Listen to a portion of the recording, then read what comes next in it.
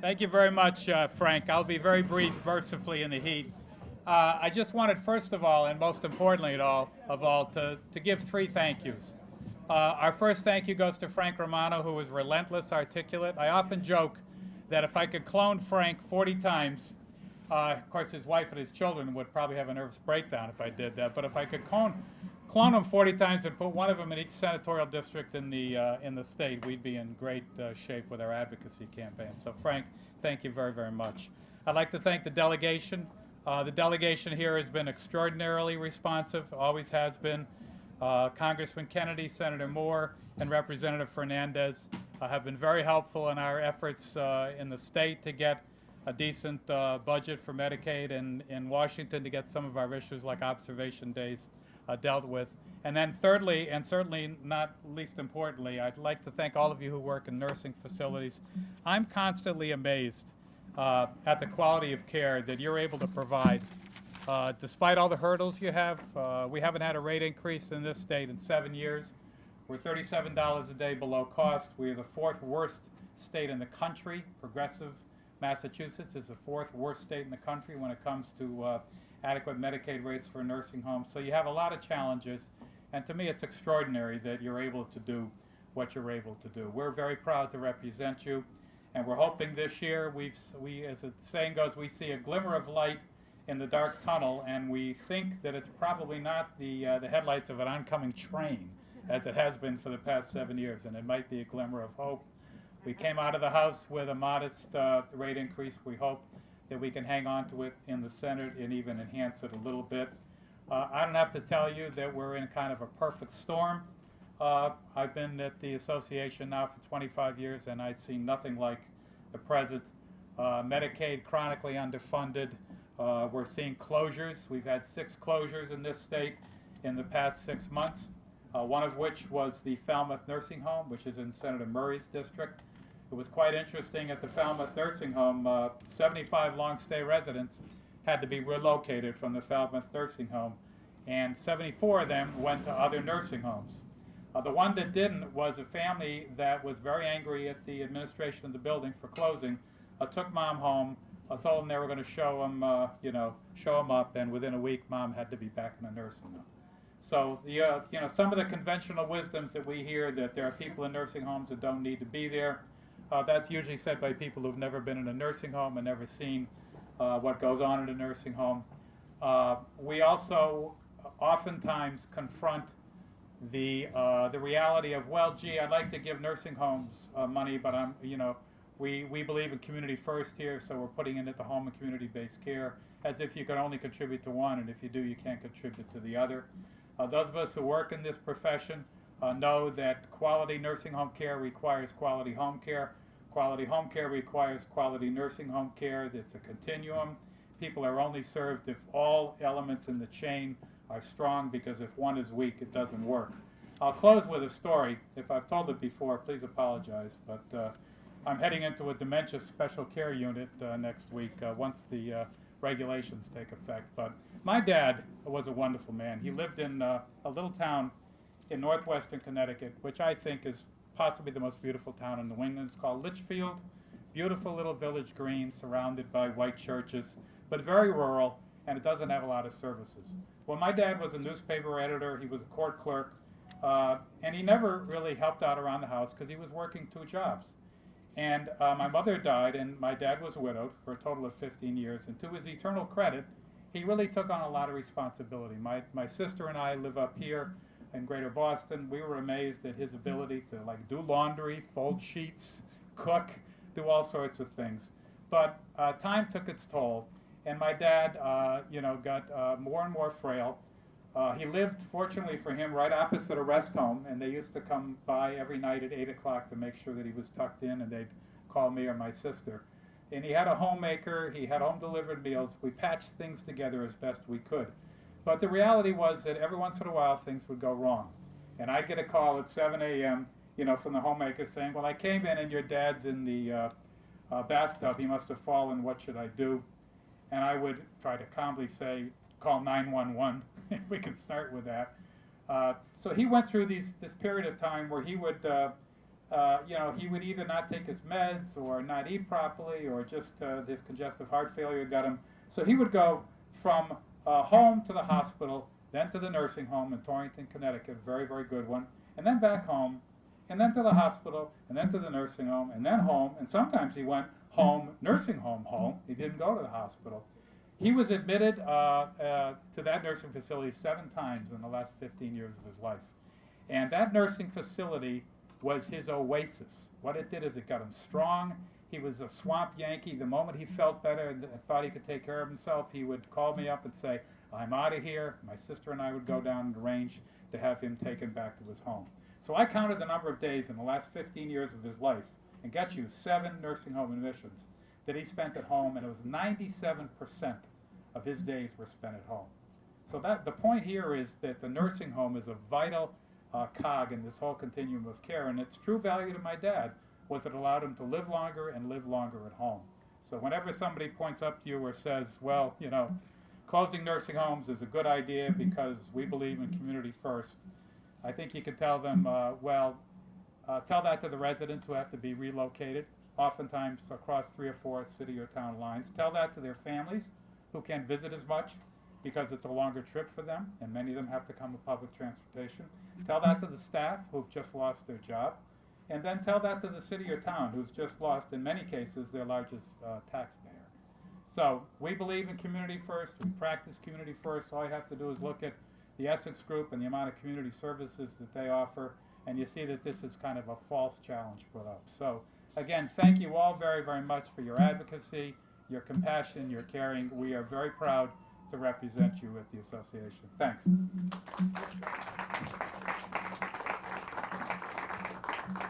Okay, I'd like to introduce Joe Kennedy. And before you introduce Joe, I went back and asked Chris Donlin, who's one of our lobbyists, to see how Joe voted on some important bills, depending how good the introduction would be, And I found out he was the first member of the Massachusetts delegation to sign on to the Observation Day bill. And then everyone else followed on.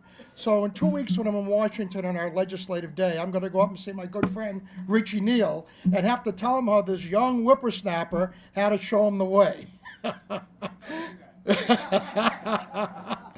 But I don't have to, everyone understands the challenge the elderly are facing with observation days. Something happens at home, they dial 911, they go to the hospital, they can spend 1 night, 2 nights, 3 nights, 4 nights, sometimes up to 17 days in observation days, go home and they think it's covered by Medicare. And then the bill comes. 60 Minutes did a story on it about a month and a half ago. Some of you might have seen that story where an elderly woman had to sell her home and move in with her daughter. It is a challenge. Representative Courtney from Connecticut, his mother, it's happened twice to him. He was the original co-sponsor of the bill. But I really appreciate that Joe really was the first one, and for someone as young as he is and new to the Congress, to understand what an important issue this is to the seniors of Massachusetts. Joe?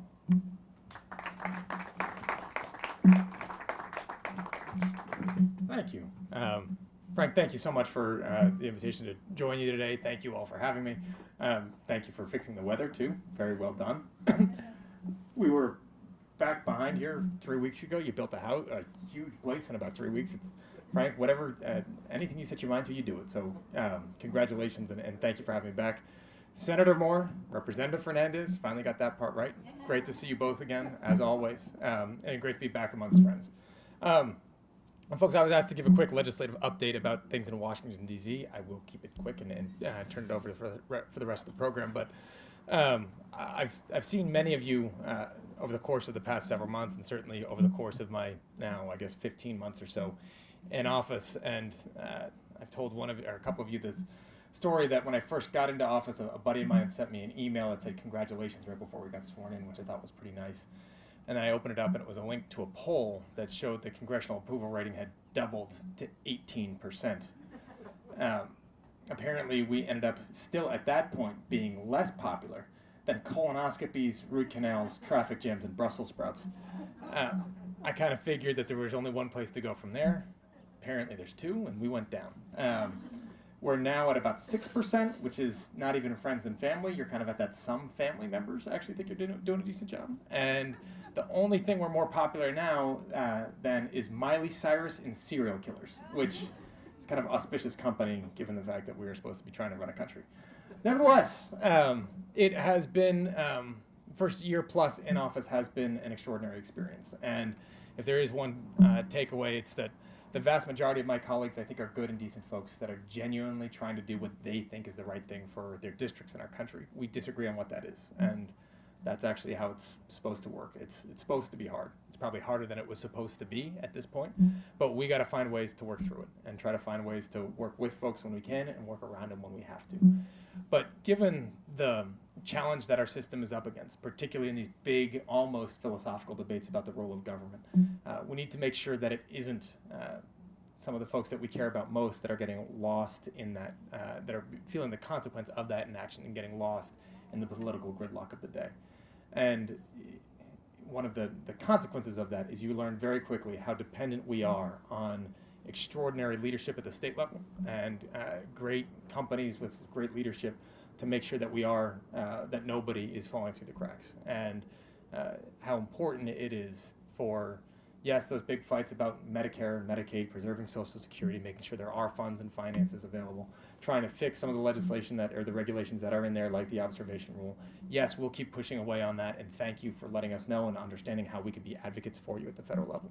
But it also means at the state level, at the community level, making sure that until we find a way to make the federal government work better, that you all are there and you all are supported to make sure that nobody falls through those cracks. And nobody does that like the Milford community and the Romano family. So, Frank, a big thank you for all that you do, not just for the community, but, and I think most significantly for our seniors who are able to come to a place that becomes a home and where their family knows that they are welcomed as a member of that community, and where you work so hard with your staff, with the doctors, with the community members, to make sure that everybody feels at home in your facilities. It's an extraordinary trait that you and your family have. It is one that not everybody possesses, but it is one that certainly the residents of the Commonwealth of Massachusetts are grateful that you are so dedicated to that cause. So thank you very, very much. Thanks for having me, and onward.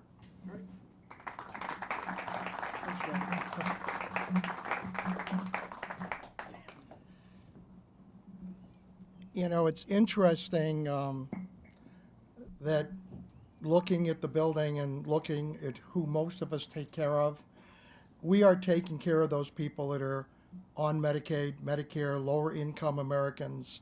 That's who we're taking care of in this building. Kyle's grandmother is 95 years old. She is with us now. She's been with us since January. And she lived in independent living until she was 94, and then had a TIA and had to come here. It's fortunate for us because Kyle gets to have breakfast and lunch with his grandmother every day. And every construction meeting on Wednesday, I get to have lunch with her, and she wants to know when the building's going to be done because she wants to move in. But Dick Moore is our state senator. Dick has always been an advocate, always been a supporter, always been there for us. And now, Dick, we're counting on you one more time in the Senate with the budget. We're coming up next Wednesday with 1,000 people to the State House to see if we can get the Senate, for the first time in several years, to add some more money to the budget than the House. So, Dick, whatever influence you can help us with, we would greatly appreciate. As I said, Dick is the one on senior health that Kyle has over almost 50% of the people in this building are on senior health, which is called a SCO. And it's been a great program that Dick was one of the first ones to bring it to Massachusetts. So Dick, if you come up, and we got to say a few things. But again, remember, Dick is running for re-election. We all want to support him. We need him in the Senate, especially Blaire House needs him in the Senate. So Kyle, plan on going door to door this summer with me and Dick. Yes, sir. Thanks very much, Frank. Here at Blaire House, Frank, I think, has coined the philosophy that you don't stop playing because you're getting older. You get older because you stop playing. And Frank's been keeping people playing and living a good life here for a long time, and that's really a credit to him and to Kyle and to all of the staff here that do such a great job. One of the things that I think we're going to be looking at in the next several years is the fact that every day 8,000 Americans turn age 65. And that's going to continue for the next 17 years. And that's an awful lot of senior citizens that will be coming in. Some will continue probably to work for a while after they pass that age, because that's been kind of an artificial retirement age that we put into public policy, but yet a lot of people are healthy up to a point. But what I think Frank and the Essex group have done, and I've seen it happen in the Salmon family and other quality long-term care organizations, is to really diversify and have a number of parts of the continuum to the assisted living that's developing right behind us. Frank has been a longtime advocate of adult day health, and that's going to be critical, I think, because we're going to have a lot of folks who still are able to and want to stay in their own home, but are going to need the ability to meet other people, to socialize, to come out, to have maybe a health check, make sure they have at least a good nutritious meal, and so that they stay healthy and stay longer, because we're probably, with some nursing homes closing, we're not going to have enough facilities to help to take care of the really seriously feeble or ill people. Hopefully that we're going to be, thanks to healthcare reforms and the annual checkups, for instance, that Medicare provides, that we're going to keep people healthier as well. And we won't need too many new facilities, but we'll need to certainly keep those we have and make sure that they are of good quality. And I want to congratulate Congressman Kennedy for two things. One is he got my title right, and John Fernandes right.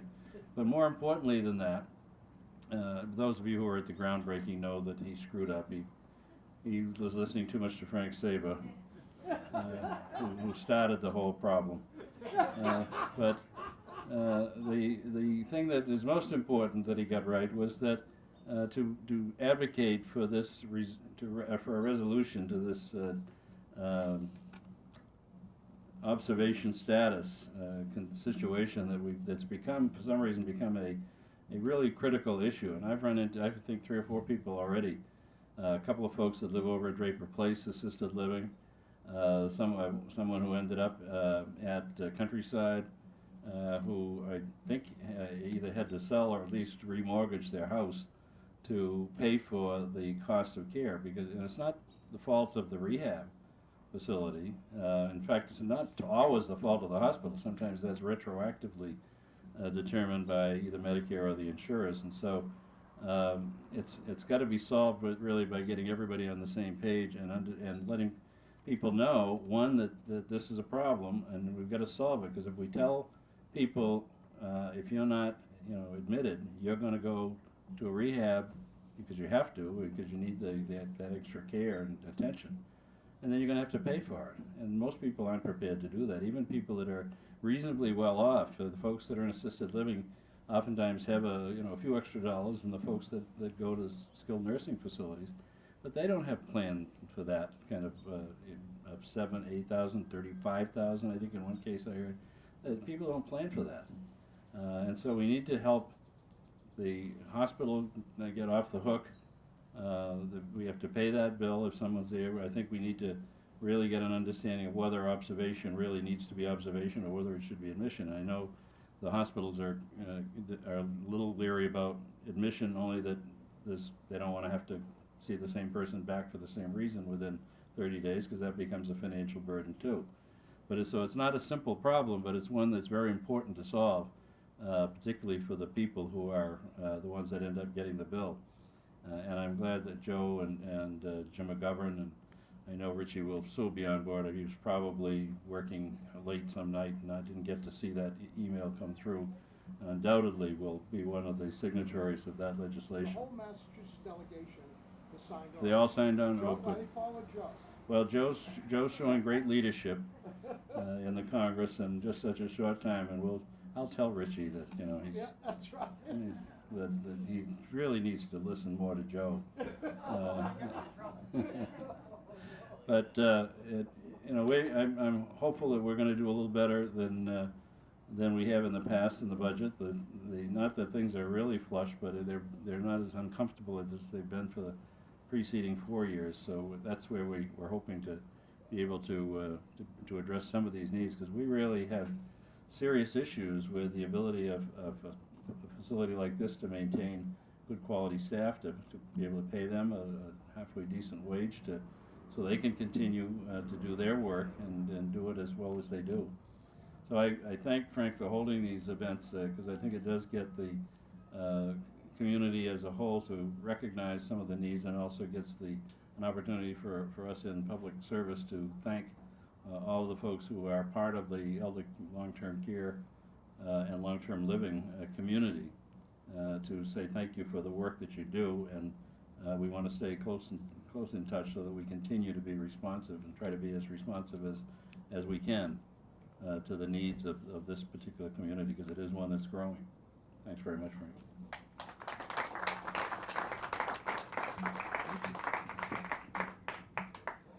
As you remember, last time Dick went into the story about how Kevin Meehan lent Frank $10 million to build his assisted living, and he's going to get it paid back, but he gave $5 million to the hospital, and he said he's not going to have much of a chance of getting that back.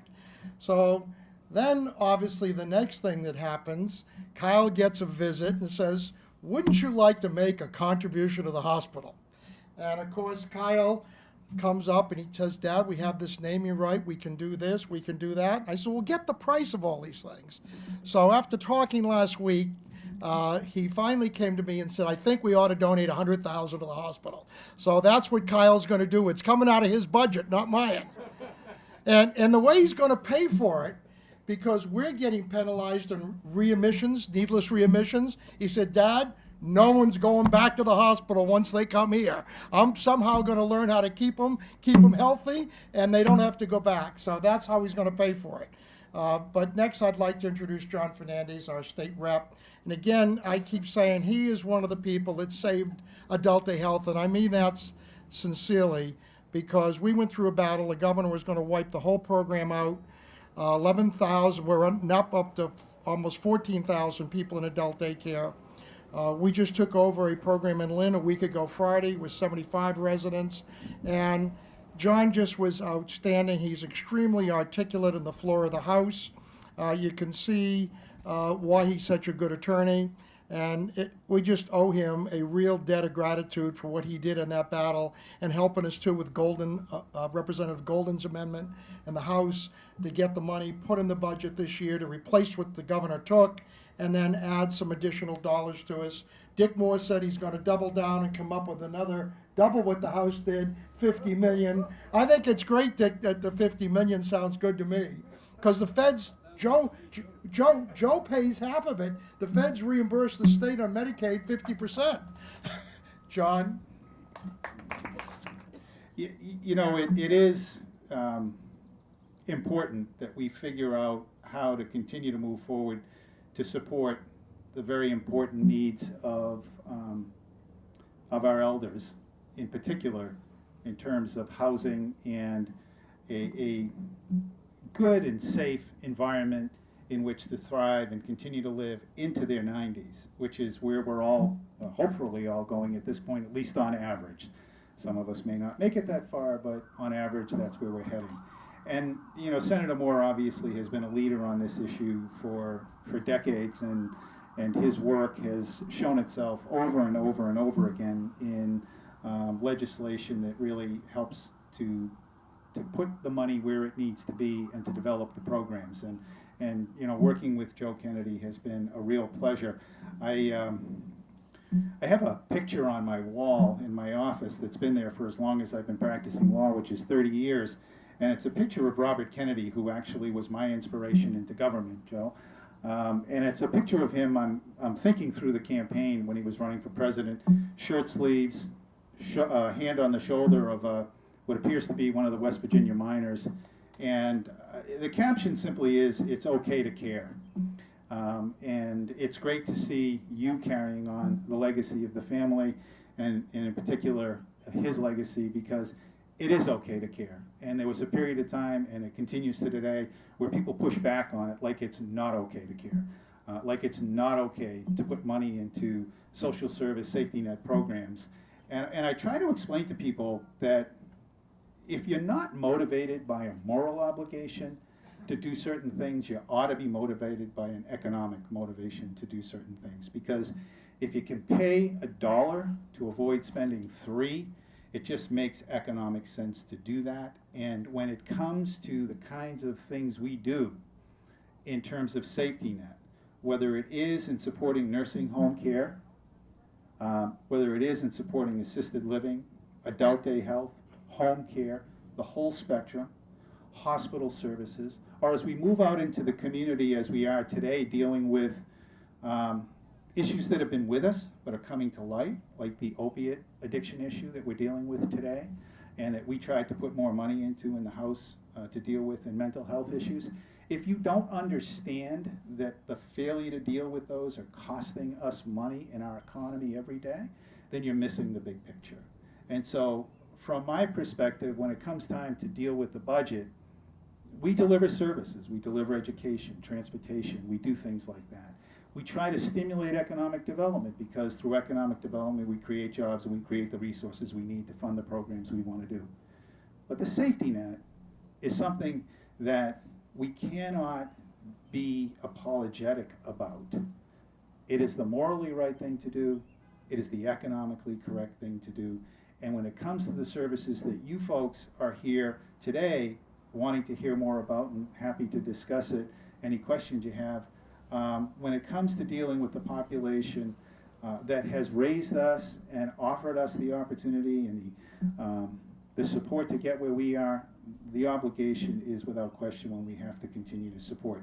So helping to move the reimbursement rates forward slightly this year, and I didn't hear a great commitment out of the senator on this, but I'm sure the Senate will. You know, if there's one thing I think we've been lucky about through the tail end of this recession and even the heart of it, was that Brian Dempsey and Steve Brewer, the House Chair and the Senate Chair of Ways and Means in the Massachusetts Legislature, have done a terrific job of listening to us as legislators about what we know is important in our communities, and listening to advocates and understanding the issues and being able to find ways to balance just a little bit more money into all of the services to try and make it better. We're not there yet.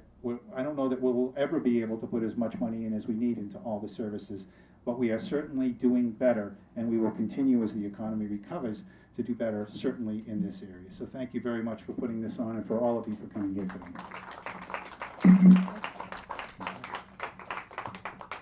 If I don't introduce Kyle, I'll never hear the end of it. So Kyle, why don't you come up and just...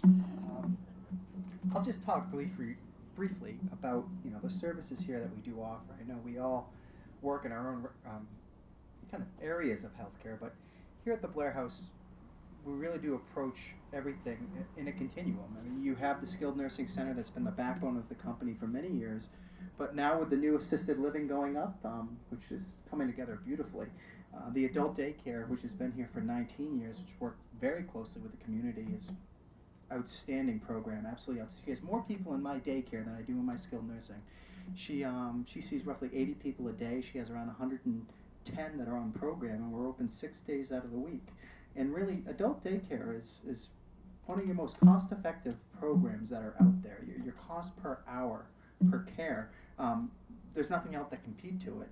For 8 hours of service, you're looking at roughly $70 a day, and yet that service provides you with a nurse, full-time staff, activities every hour of the day, lunch, breakfast, and in many cases transportation. And with the right qualifications, a lot of this can be supported for the government. So the adult daycare programs here in Massachusetts, I think, are absolutely a must, and they are the future to controlling costs and kind of building the continuum.